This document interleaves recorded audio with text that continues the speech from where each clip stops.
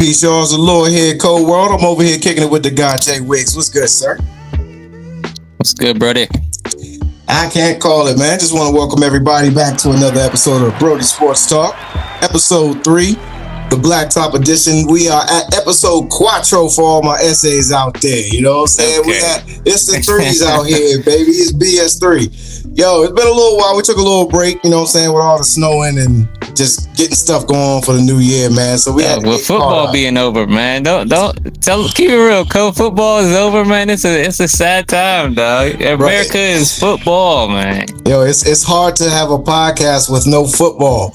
I'm telling you, because like it's like you said, it's America's pastime. It's the greatest sport of all time. I don't care what nobody says. It's the ultimate team game. So we're only gonna, do right by starting the episode off with some classic football talk here. I mean, it's the Skins here. We got the off season. Now, last episode we talked about some defensive prospects that we're eyeing that we will hope fall to us at pick number 7 in the draft next year. Hopefully, AP will have his little queue as far as who's available. But yeah, we got a mock draft here, Brodies. We got Wiggs mock draft. We're going to do the offensive side. So we're going to start off with some 3 prospects on the offensive side that we could possibly take if those defensive players aren't there. With the combine coming up, there's going to be some prospects available. So, Wiggs, why don't you tell the Brodies some prospects that Adam Peters can pick for the Skins at number 7? Hey, look, I got to do Adam Peters' job for him, man, because I'm not quite sure what he's doing. But I like what Adam Peters has been doing in the first round of the draft.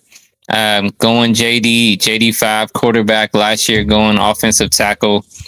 So this year, let's just say they go offense again. Quarterback, tackle. What next? Running back. Let's just fill that backfield.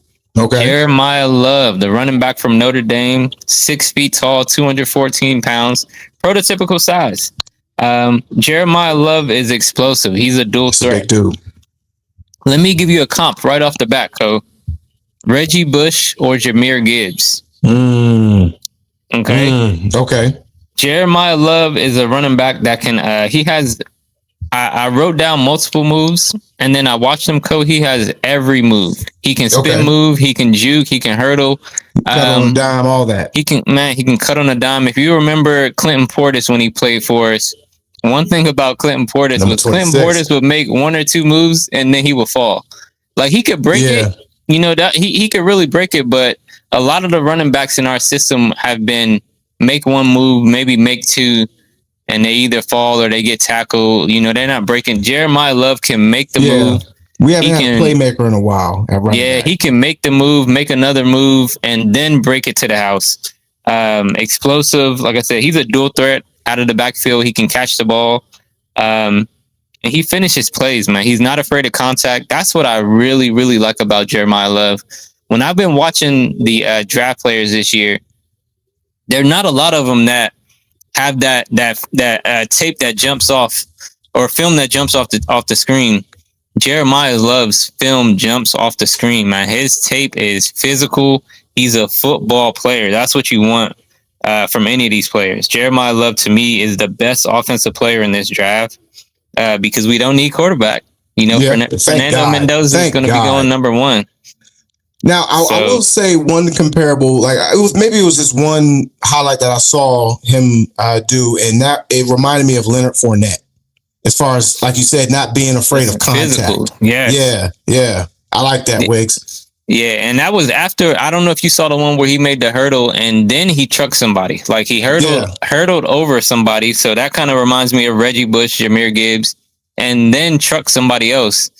Again, Leonard Fournette, what's my guy? Sonic and Knuckles. So it's like combining Jahmyr Gibbs and the other guy that they have in Montgomery into one player. Nice. So that's nice. Man, I like that. What else? And then, so this is the one thing with Jeremiah Love. And Cole, I'll let you kind of jump in here. You can get running backs in free agency for cheap. We'll talk about which players a little bit later.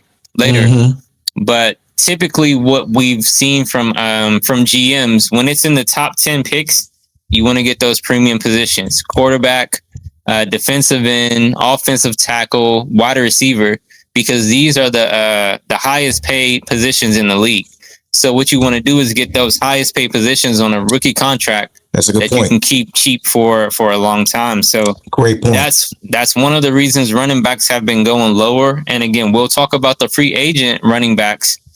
It's a pretty good class coming up. We'll talk about that later. That's one of the only reasons I can see them not going Jeremiah Love, and depending on, if we do really well with defense and free agency. Yeah. So that's something to hold on. What do you think about the comparisons, Cole? Reggie Bush and Jahmyr Gibbs? I mean, we need a playmaker.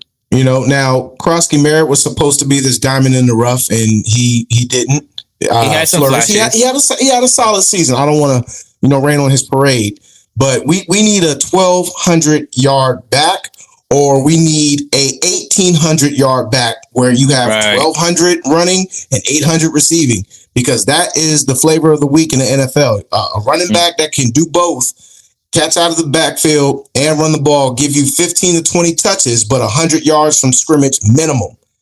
So we need that to take the pressure off of 5, because he's leading the league. Oh, not the league, leading the team in rushing yards and rushing attempts in 2024. And we can't have that, going into his 3rd season, because, we're not going to call him brittle, but he had a injury-plagued season, and we want to make sure we want to keep this man healthy. So I think one of the things to help a young offensive coordinator just starting out, let's run the ball. Let's keep it simple. Do some bootlegs, do a few play action, RPO, get the pressure off of 5, and then when need be, we can let him turn it on. But I like Jeremiah Love. He's arguably the best player in the draft. But to your point, there may be some more valued picks that can still perform at the level we need them to perform in free agency. So we'll see. Perfect. And that's a great transition, Cole. And then I'll say one more thing before I go to the next player. A good running back also helps your defense, a weak defense.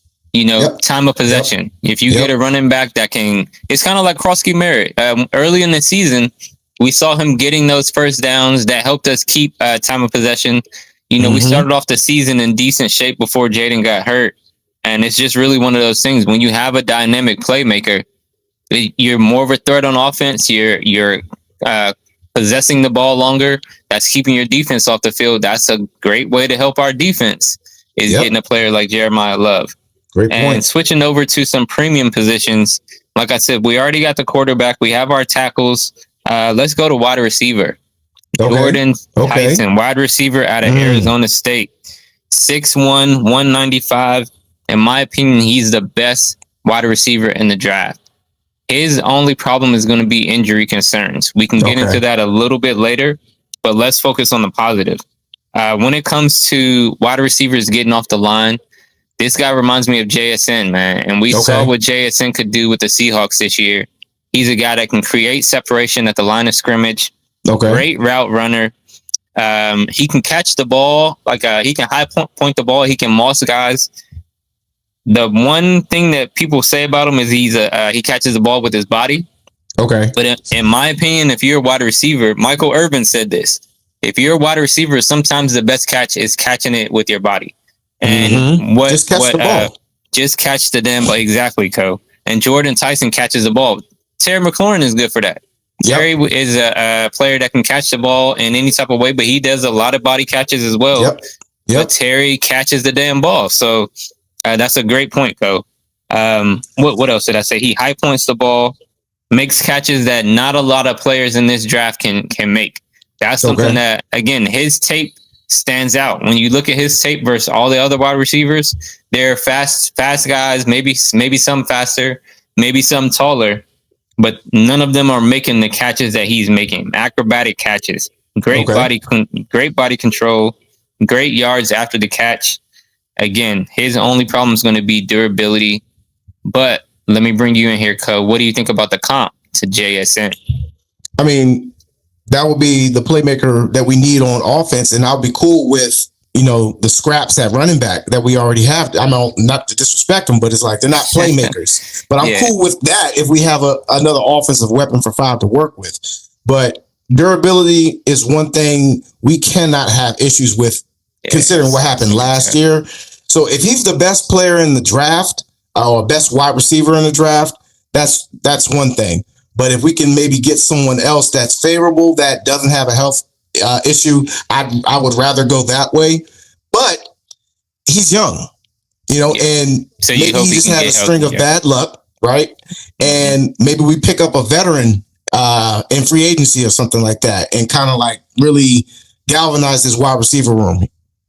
Yeah, and he's got a good wide receiver vet if he does come here, and Terry McLaurin. That's somebody who can show him how to be a NFL player, show him how to keep his body in good shape. As long as you don't hold out.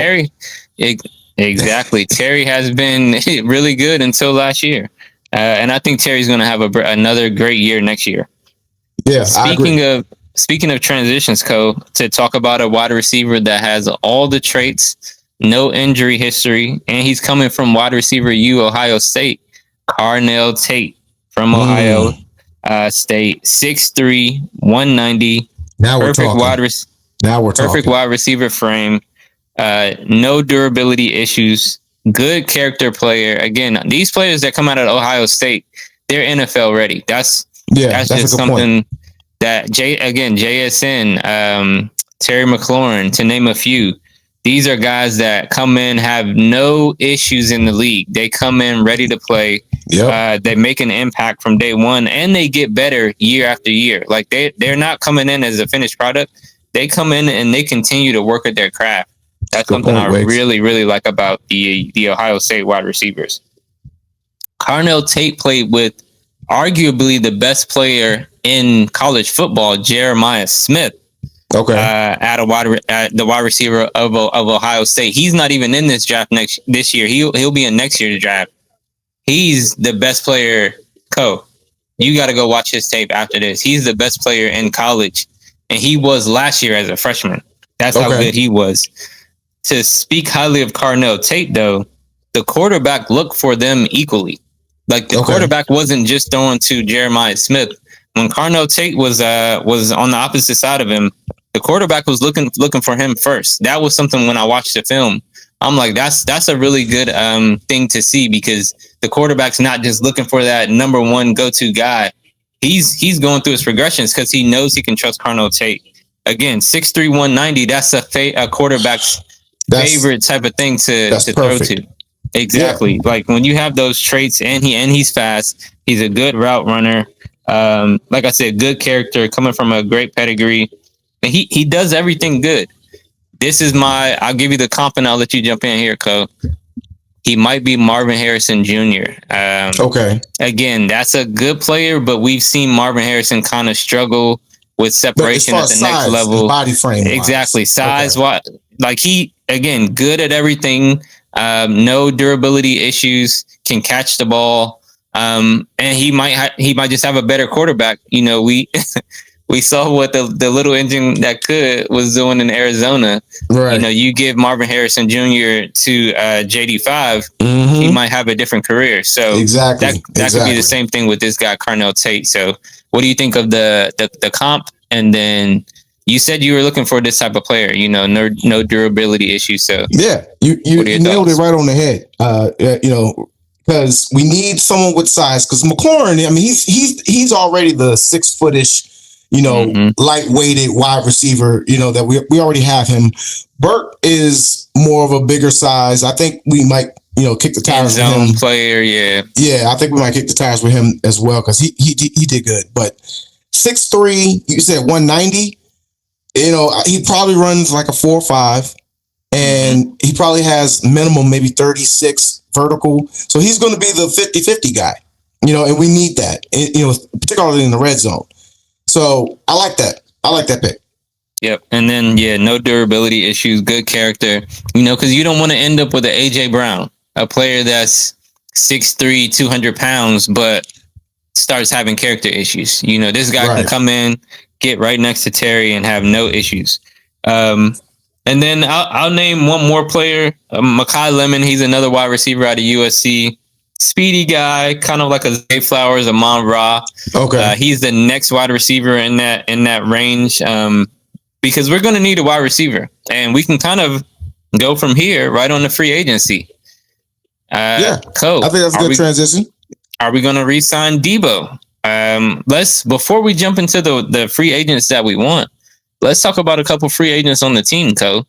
Deebo Samuel. Do you think Deebo's going to come back? See, that's the whole thing about rolling the dice here with AP. I mean, he's been rolling the dice for 3 years with these 1 year contracts, small contracts. These flyers on lower valued players, if you will, and giving them big contracts. I mean, no disrespect to Frankie Louvu, but I mean, Frankie Louvu is not that playmaker that we thought he was going to be. He's a good player, but yeah, that's he needs other pieces around him. Yeah. Yeah. Now getting back to Deebo, I think that was a good signing. I mean, I'll rate that a B+. Unfortunately, the quarterback play derailed his true potential, but in the contract season, I mean, he did pretty good. And should we re-sign him? I mean, I don't see any reason why not. But I think Deebo is like, you know what? I gave it a year, but like, if we're not all in on trying to win a championship, I might have to go to like Buffalo or something like that, where I still got some tread on the tire, and there's a team that has a legit chance of making the playoffs. Here we don't know yet, so we could lose him, and that's where that pick at number 7 could come into play. But there's so many players out here that we can get them free agency with. So like, who would you say is like top on the list for like free agency that we can get? Or even a player that we can possibly trade for? I'm going to give you a couple of names, and you had this guy on your fantasy team, Co. Wan'Dale Robinson, wide receiver for the New York Giants. One of the main reasons I want to get him is so we can take him away from the Giants. That's one agent? Of the. He's going to be a free agent this season. And again, I'm not sure restricted, unrestricted free agents. Like I think Kyle Pitts, it's been reported that Kyle Pitts is probably going to get franchise tagged. Yeah, I heard that. Yeah, he's going to be off the list. A lot of people were expecting him. I'm happy about Pitts that. Anyway. Yeah, exactly. I was going to say I think the price was going to be too high, so I'm happy we don't even have to worry about that. Speaking of tight ends, I like Isaiah Likely from the Ravens. That's who I want. Yeah, I think we've seen him up close and personal, though. Yeah. So I think he's a great fit. He didn't get a chance to shine with Mark Andrews. And if he comes here, I think he can be our number 1 tight end right away. Oh, for sure. Day one.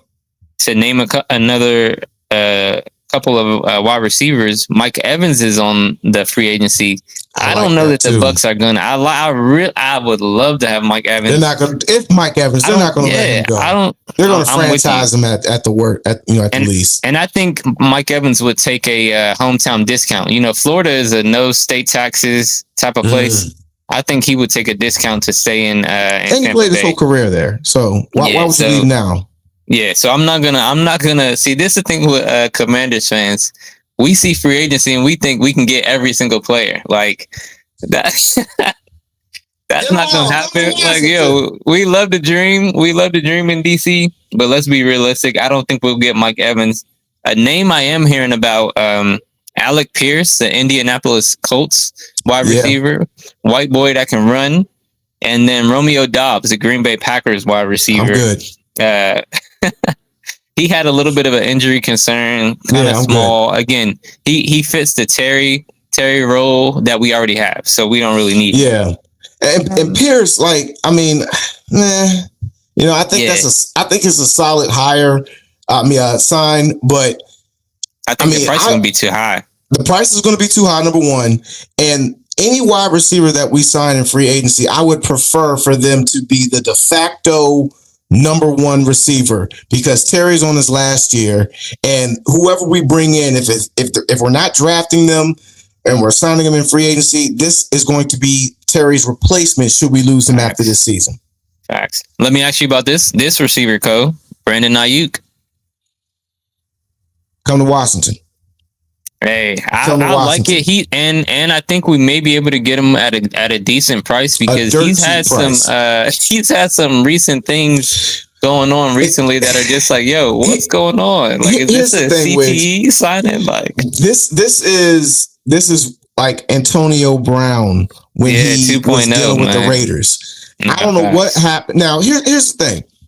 He wanted a contract extension. No, first, he wanted to be traded to Washington. He wanted to play with 5. They denied him that. Then he wanted a contract extension, and I believe Peters was there during this time. So how ironic!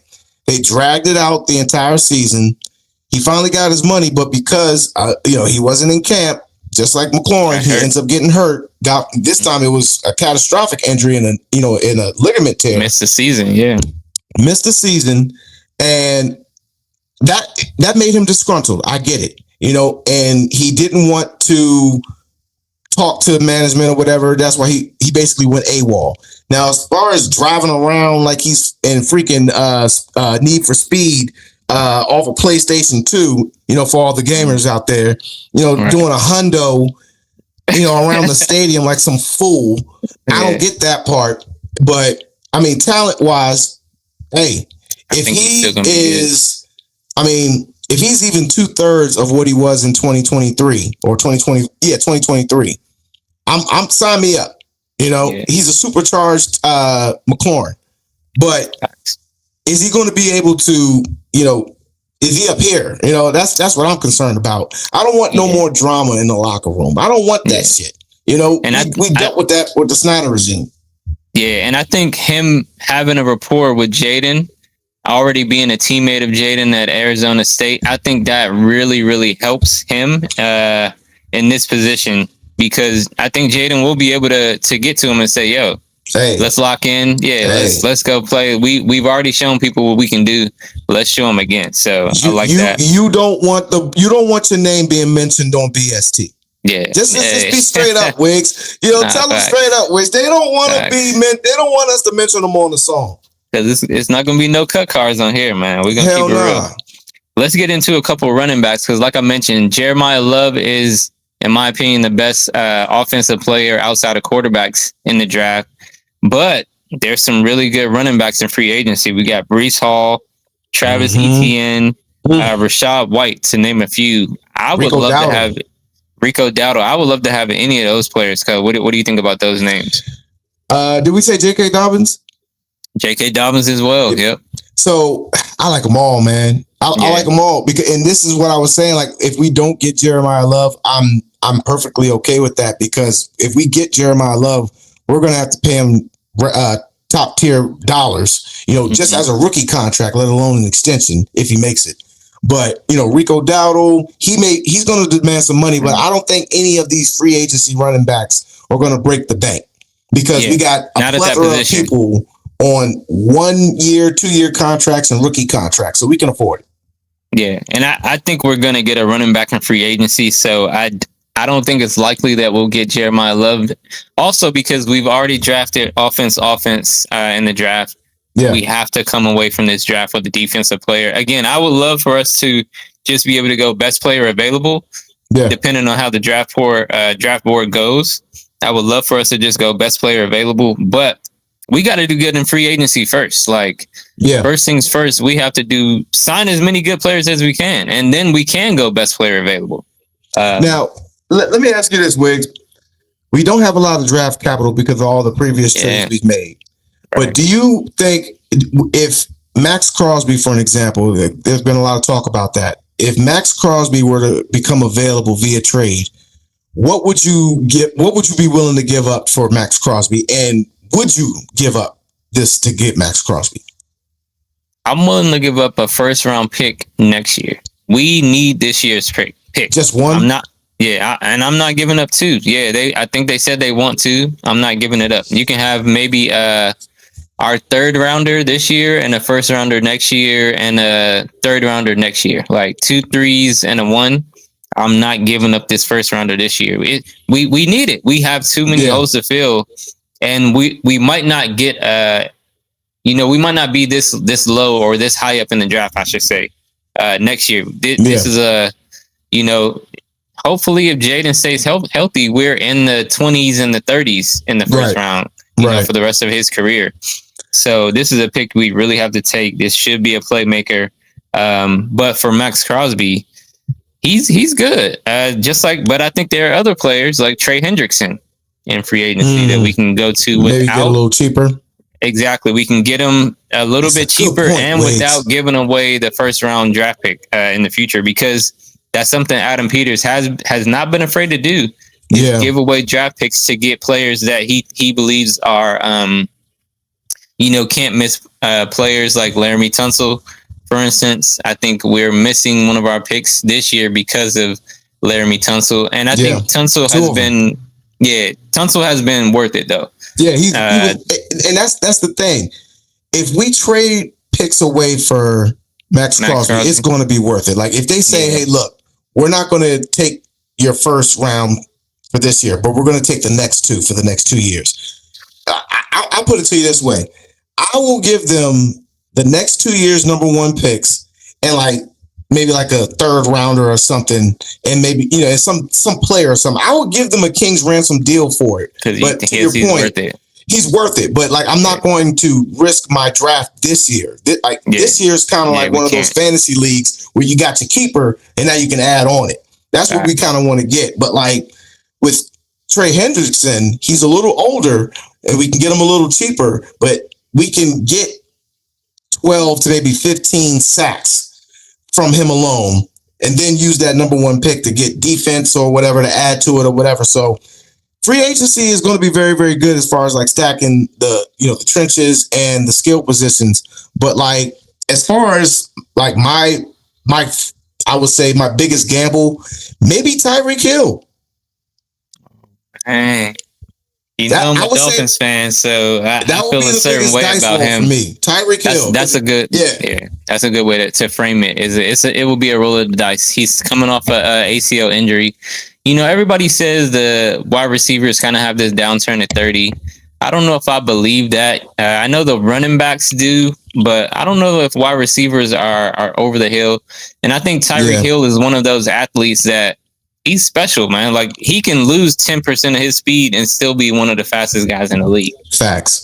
So I'm with you, Cole. That would be a roll of the dice. And let me mention a couple other players. Just middle linebacker, defense. We're gonna need defense. Quay Walker from the Green Bay Packers, Devin Lloyd from the Steelers, and Devin Bush. A couple linebackers on my list. Oh, Bradley Chubb. I think we should just got released too. Ooh, Bradley Chubb, Jalen Phillips from the Eagles. Again, let's take somebody from a division and bring them on our side. Who else do I have on this? Khalil Mack as well. He's going to be a free agent again. And I think that's one of those that AP would really like because it's probably going to be a 1-year deal. These are guys that are a little bit older. Get him on that 1-year deal, 2-year deals that he likes. But AP is going to have to spend. Let me ask you this, Cole. Do you think AP is going to open the checkbook this year? He's going to have to trick, okay? Like, he's going to have to be an old white man in a black strip club. Like, he's going to have to spend some money, bro. Like, I think we're third or fourth in most cap space available at like 68 million. He's going to have to spend about 67.9. Facts. Like, he's got to spend it all because, number one, jobs are on the line. Not just players, but I don't know if Peters realized. I mean, he, in 2024, he was walking around with his chest out and all smiling. He was on the field, feeling himself and all that stuff. And I'm like, bro, this is Washington, baby. I don't think you realize like that one good season. Yeah, great, fantastic. We haven't had one of those seasons in a very long time, at least not in my lifetime.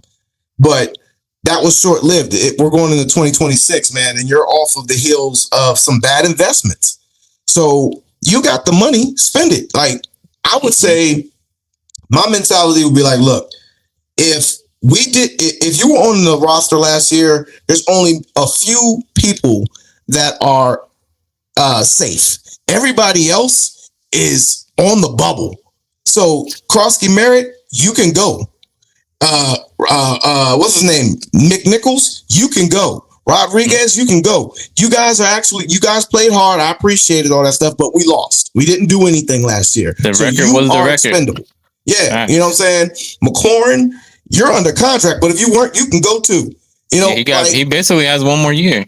Basically. So we got to win. So we need 4 to 5 studs in free agency on defense, and he needs to get 2 to 3 more studs on offense that are plug and play starters from free agency, and then from there just do what you can in the draft. Because if he puts up another, dunce season like he did last year, your boy Josh Harris like, look, my dude, I just dropped $6 billion for the Skins, and I'm about to drop another $3 billion for this Monument Stadium.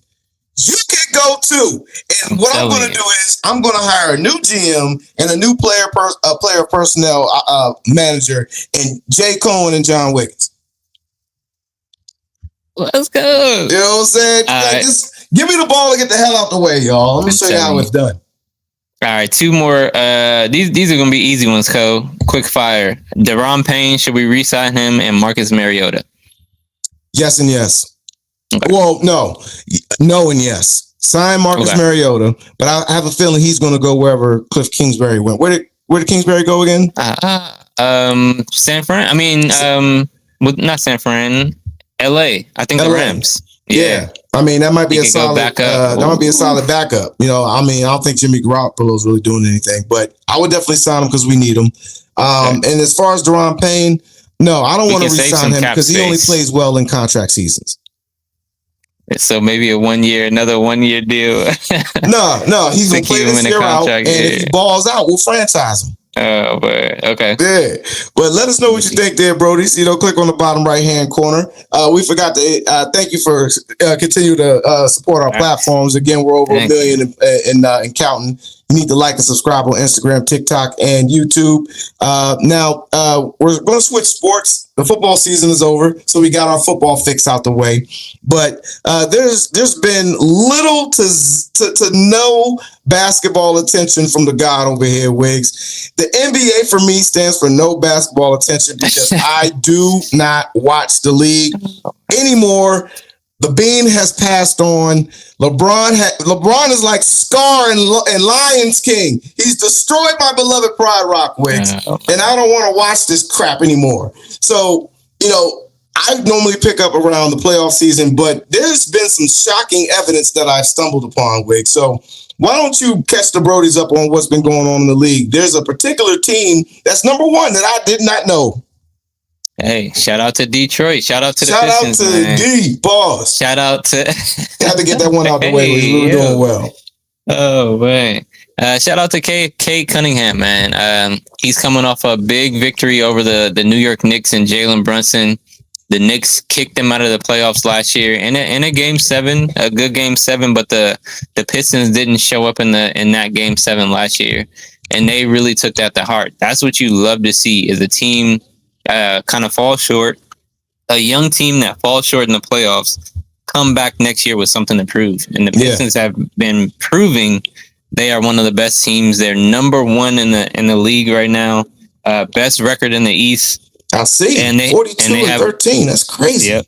And they have one of the best players as well in Cade Cunningham, who's just a great leader, an old school point guard. Like, he's good on offense, good on defense, distributes the ball, is not afraid to take the last shot. So they're going to be in a really good position. They also have a really good defense, and with Jalen Duren and Isaiah Stewart. And then Amen Thompson. The Thompson twins get a lot of love, just because they're do it all players. So they have a really good team right now. They you know what this reminds me of, Wiggs? This reminds me of the Chauncey Billups Pistons, where they didn't have any like superstars, but they had all good, solid players that good defense. Ran a good defense, great system offensively. They passed the ball, shared the ball. Yeah, that's what's up, man. I see the Celtics are still doing their thing with Tatumless Celtics, Yeah, Jaylen Brown is up for MVP. That's a good transition, Co. Jaylen Brown is in MVP, or he should be in MVP conversations. Okay. He's leading the league in scoring, averaging just under 30 points a game. He has something to prove. I just don't see them without Jason Tatum. I don't see them going to the finals. And if they do, I don't see them doing anything there. Okay. So they will be a team to reckon with, because I think they do have a really good coach, some really good players. But I don't think if Jason Tatum doesn't come back, I don't think he should. I don't think he should come back. I don't think he should. Yeah, just relax, my guy, and come back the year after and see what you guys can do. The Knicks are going to be good. They've got Jalen Brunson and Cat. That's you have two of the best offensive players in the league. You're going to be able to do some good things. So I can see them giving them some run. And then the Cavs, the Cavs just got James Harden. Yeah, I saw at the that. trade deadline. James has been playing well, but we know what Harden does. He plays well in the regular season, and in the playoffs, he'll get you to a game 7, and then he'll disappear because he's at the strip club the night before. So. Hey, yo. Yeah, but that's exactly what's gonna happen. That's what happens. So I don't have any faith in James Harden, and he's older too. So by the time the playoffs come around, he's gonna go soft. It is what it is. And then in the Western Conference, we got the Spurs and the Thunder. Man, Wembanyama, you saw what he did in the All-Star game, Cole. He just brings this energy, man. He wants to win. Same thing in the Olympics. He's a player that wants to win. He wills his team to be better. He's like just unreal on the defensive side. 7'6" with a wingspan that's incredible, and he plays with effort. He plays with passion.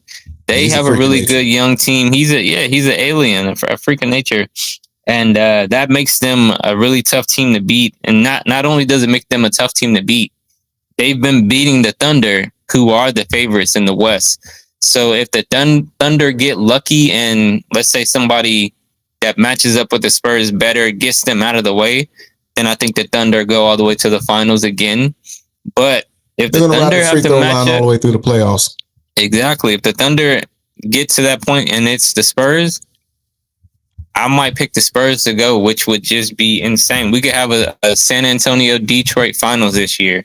But to go back to what you started off the segment with, Co, I haven't been watching a lot of basketball either, man. It's just not. First of all, it starts when football is going on, so football takes all the attention. Yeah, and then when football is over, it's kind of all-star break, and then which was trash this year. Which was trash, and then now you have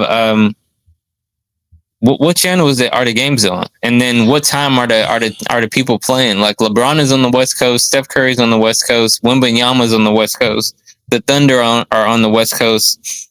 So you have all the best teams are on the West Coast, and those games don't start till 10:30. Yeah, I don't get the scheduling. I'm trying to go to sleep, man. So we got to have a better schedule. We'll see if they can have some better Sunday games, but then also the load management. Load management has been a big issue on primetime games. The best players are not playing. Tanking has been an issue.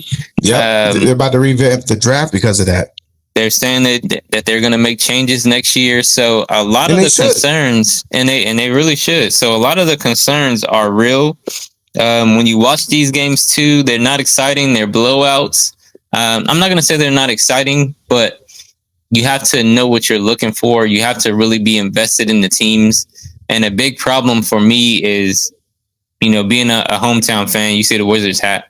The Wizards aren't good. So when your team isn't good, it makes it a little tough to be invested in everything that's going on. And there are a lot of teams that aren't good. So if your team is playing well, you probably are watching this year.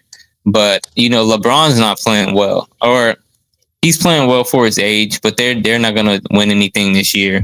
That might be a transition too, Cause I don't know if you want to get into Bron yet, but so any other thoughts on the league? Yeah, so the Thunder, they're still a defensive team, and they figured out how to outscore you through ticky-tack fouls. Wembanyama's a freak of nature, but his will hasn't been tested. We'll see what he can do in the playoffs. And, the Nuggets are still there. Championship squad, they got the pedigree. You can't really count them out. You always got to account for them. KD, like we said last year, they're going to pretty much ride the young wave and then rely on him in the playoffs. To see them go far in the playoffs, I really Now, LeBron, he's in his 22nd year. He's trying to reserve whatever is left in the tank for the playoffs. I get it. But my thing with LeBron, and this is starting to catch up with him, is he depletes a roster when he gets there. with all these trades, cuts, and firings. And he normally cashes in a championship early within the first 3 years of being there. And then he normally runs away after that. But now that he's pretty much at his last stand, we'll see with the next segment. It's like, okay, you've already delivered your championship. You cashed in early like you normally do within your first 3 years. Now it's like, okay, what are we doing? Because normally, according to LeBron's watch, he should be gone by now. He should be on to the next team. You know what I'm saying? So, you know what? I think that is a good transition here. I think so, it is. You know, Bron here. So, like, where's Bron? What's Bron thinking right now? You know, should he wrap it up? Which, you know, we don't think that's going to be. He wants his retirement tour, so he's coming back for a 23rd season. I think that's obvious. But I don't think it's going to be in LA Wigs. I think he has worn out his welcome. He's delivered. You know, if they want to give the nigga a statue, you know, excuse me, you know, if they want to give him a statue, he's earned it. You know, He passed Kareem Abdul-Jabbar. He had Kobe killed to pass him in points. Excuse me. But you know, yeah, it's over. I think him and Miss Bus. I think she got whatever she wanted out of him. She ain't rubbing on his arms no more. You know, man. So National Women's Day. Yeah, you know, so I think it's over. So where do you think Bron should wrap it up in? You know, like everybody thinks he should go back home to Cleveland. I think that story has already been written, man. I mean, you go back there a third time, bro. That's I think if you really want to be the king and you want my respect because you don't have it, I respect the Wigs. Hey, Grady, shout out to Grady. I don't care what nobody says. I fried Bron for his entire career, Wigs, but if he comes to Washington, hey, LeBron, you riding that LeBron James, riding that train. LeBron James. Do you think he should come to Washington or should he go back to Cleveland? I would love to see him come to DC, man. And wouldn't it be fitting in his 23rd year to, again, have the last stand just like Jordan? Jordan came to DC to end his career, which was crazy. Right. That was a what a time to be alive to have Jordan in DC. No bull. So it would be wild to see LeBron come to DC while we're finally in the place where the rebuild is. You know, we're not rebuilding anymore. We've got the pieces. When healthy, we're a playoff team without him. Exactly. So we should have the a top 3 or top 5 pick next year in a really good draft. This is the exact type of time that LeBron gets up and goes to a team like the Wizards. Mm-hmm. He's already talking about it on his podcast. I'm telling you, and we have a good makeup for him as well. When you have AD, when you have Alex Sarr, LeBron loves to play with 2 bigs. You add a point guard like Trae Young. LeBron loves to play with a scoring point guard. Like that, it really is a good setup. Now, really I will say I think Cleveland is a good setup as well. I don't think him next to James Harden is a good setup, and I think that's where maybe that ship will sail. Yeah, but that is home, and LeBron is a player that, unlike KD, you know, I don't know why KD hasn't chosen to come home. LeBron is a person or a player that does love Cleveland. Like, he has an affection for that place. It's home. He cried when he went to Cleveland, and they kind of had a tribute on the Jumbotron. So LeBron is definitely somebody who likes playing in Cleveland. He would love to probably have his farewell tour be in a place like that. And I think that would, again, all the people that hated LeBron when he went to Miami started to show Bron love again when he went back to Cleveland and won them a chip. Yeah. So I think his slate got cleared with that one when he delivered it. Yeah. So I think the same thing you called it, Ko. His time in LA has run its course. Whether it's the owners, whether it's the GM is not making a team that fits with LeBron. Like, it's not Le GM anymore. The people that LeBron wants, I don't think LeBron, I'm not sure if LeBron really wanted AD gone last year. I'm not. It's I up in think the air. he's. Yeah, I. You take Luka in a trade, but when you watch Luka and LeBron on the court, it's not a good fit. Neither No, one it's of them not. play defense. You still have Austin Reeves, who's a good offensive player, but he doesn't play defense. So as far as fit, LeBron doesn't fit with the Lakers anymore. Like, No. he's not making them better. They're not making him better. They're not a championship team. LeBron has said, which I don't agree with, but LeBron has said we're not a championship team. And I think if you're the best player and you think you're still a top 10 player, which a lot of people say he is, you should feel like, especially you and Luka, that's two top 10 players. You should feel like you're one of the best teams in the league. And I agree. for him to say that out loud, that That's says just a lot. him saying that he's ready to go. Yeah, Basically. and saying that he's old as well. We've heard this story. We've heard this song before, you know. Yep. So after this season, he is basically just going to have to decide whether he wants to go back home to Cleveland or, you know, test the waters with a championship squad that can use his, you know, his talents. I mean, he's still one of the best players in the league. We're not going to take that from him. He's just a BAN. But, you know, I would say if I were LeBron, you know, using my Bron here, I would say I'm gonna go somewhere where I can win a title. Because if I can win a title with a fourth different franchise, I'm not going to be considered the GOAT, but you can make a really, really strong argument. I was about now. to say, shoot, in his last season, he might be the GOAT if he wins another. If he comes to DC and wins a chip, if he comes to DC and wins a title, I'm he like, might be the GOAT. I'm going to be like, look, you're number two. I'll put you above Kobe. He'll tie Kobe at that point because Kobe has 5. Right? Kobe does have 5. Yeah, and he has. No, he has I 4. can't believe I freaking just said that. I was gonna say no. he'll only tie Kobe. So I think I would still say he's in that in between range. Again, he's Kobe, number 3. Yeah, Kobe gets the respect, man. Kobe earned that respect with 5 chips. Jordan with 6, and LeBron is right there with 4. Again, LeBron's legacy, because I think we talked about this before we got on, Co. What is LeBron's legacy? His legacy is intact, just like Kevin Durant, just like Steph Curry. Yeah. All these players' legacies are intact. It is what it is. But LeBron is different because he wants to be the best player ever. He's about to break the minutes record for most minutes played by an NBA player in history. I think he only has like 1,000 left. He'll break that by the end of the season. He's the number 1 in points. He already reached 43,000. Yeah. So, I mean, LeBron at this point is, I don't want to say stat padding, but he's kind of stat padding, bro. He's been stat padding his whole damn career. Yeah, he really has. And man, we got to be able to say this stuff too, Kobe, because some people, y'all just hating. It is what it is. You can't have 8 points with like 2 minutes left in the game, and then you go on a 10-point spree, and now you have 28, 10, and 10, and now you got your triple double in the loss, and now he didn't have any help. Exactly. He needed a rebound to get a triple double the other night, and he was like yelling at his teammates because they didn't let him get the rebound. Like, bro, go get if the rebound is not yours, it's not yours. He's had a lot of 28, 8, and 8 games.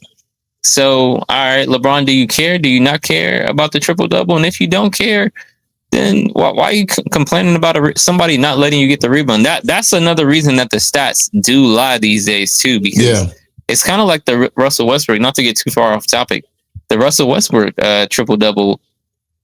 Nobody on the team was trying to get rebounds. They were locking out so he could get the rebound. So yeah, LeBron is doing a little bit stat padding, but his legacy is intact. Yeah. He needs another chip. At this point, that's the only thing that can change anything is he needs another chip. Are there any other teams I would like to see him play on? Maybe Milwaukee with Giannis. Maybe the Spurs. I think LeBron has always wanted to play with Steph Curry. And I think the Warriors are finally interested in LeBron. I think they've stayed away from that conversation because that would almost be blasphemous. Like Steph Curry and LeBron is like cheating. This is like when KD went there. Yeah. It is not fair. But now that LeBron is kind of tailed off and you can see some of the inconsistencies with his defense, you can see him tired. It's like, okay, it wouldn't be cheating if we get LeBron. So I wouldn't mind seeing him and Steph play together. Yeah, I mean, they're both breaking down. I mean, Steph has a knee injury as well, so it's not like they're in their prime. But the basketball IQ is still going to be a cheat code. But I think if I were Bron, I think you want to go to a team that's going to give you the best chance to win a title. Cleveland, on paper, may sound like it, but Harden, I think, is going to be the biggest liability there. Yeah. If you come to Washington, the biggest liability is going to be health with AD and Trey. So, and then, I mean, Bron has his own durability issues, now. I mean, he's not taking as many PEDs. So, he's got some decision making to do because he wants his farewell tour, and he's rightfully so earned it. So it's going to be exciting to see where the decision 5 is going to come from. But let us know what you think there, Brodies. Click on the bottom right hand corner. We're going to duck out a little earlier here. It's the Lowerhead Co-World guy Jay Wiggs. It's Brody Sports Talk Season 3, the Blacktop edition, and we'll see you guys next week, y'all. Peace.